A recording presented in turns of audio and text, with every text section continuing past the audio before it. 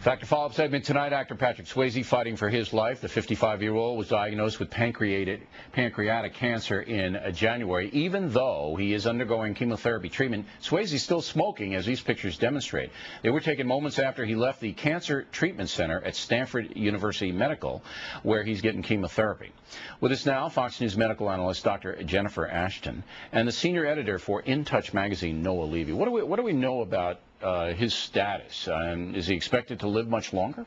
You know, the reports that are out there, are very grim, but what Patrick is saying and what his reps are saying is that this is a message of hope. He's going to do just fine and the treatments are working, but we all know what the prognosis can be, and we all know what the sad statistics are of pancreatic cancer. Now, when you saw, as an entertainment guy who puts out a magazine, deals with celebrities, when you saw him smoking right after chemotherapy, a lot of people would go, whoa. What ran through your mind? It was pretty shocking. Unfortunately, the thing that was more shocking than him smoking was his really frail figure. But then also knowing that he has cancer, I think everyone's a little shocked that he has been continuing smoking. Okay. Now, doctor, pancreatic cancer is the worst cancer, correct? It's not a good one. Typically, it almost takes a miracle to survive it, right? For most patients, the 5-year survival is less than 5%. So. Okay.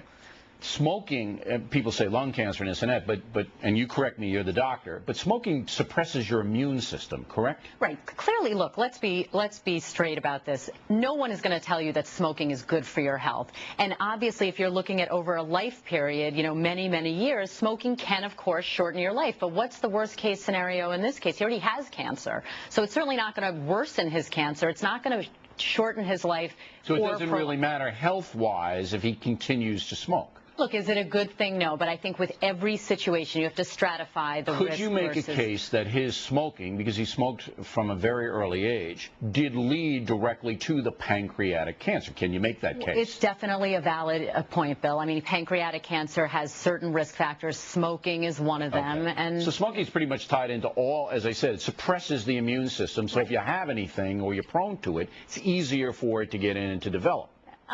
Maybe that's a little bit of a stretch. It's known that it's a carcinogen. Okay, the liberation of nicotine is a carcinogen, meaning it causes cancer. But again, he already has cancer. Okay. So at this point, you have to look at, is this a coping mechanism for him? Sure. If he knows that he's through, I mean, why not smoke? I mean, you do whatever you want if you only have a few months to live. Swayze had a drinking problem, too, did he not? Yeah, definitely. I mean, there's been many reports about Patrick's drinking problem, and he's also been open and honest about this. So really, the smoking is kind of his last vice that he has left. And, when did he kick the alcoholism? The alcoholism, there are conflicting reports, but definitely it was harder in the 80s, 90s. In the past couple of years, apparently he's been clean.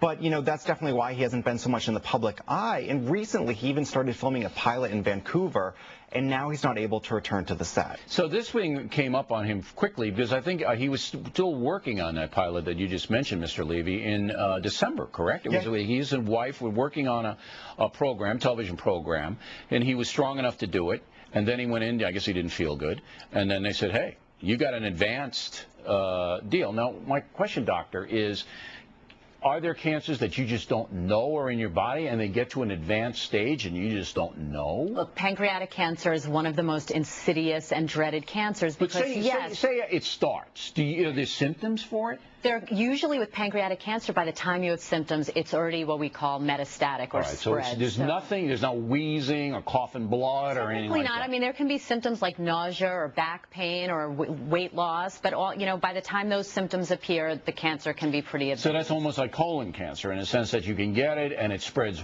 and you have no clue that it's in there. Colon cancer, typically, you can catch earlier with routine screening like colonoscopies, but there's no screening test for pancreatic. Right. None.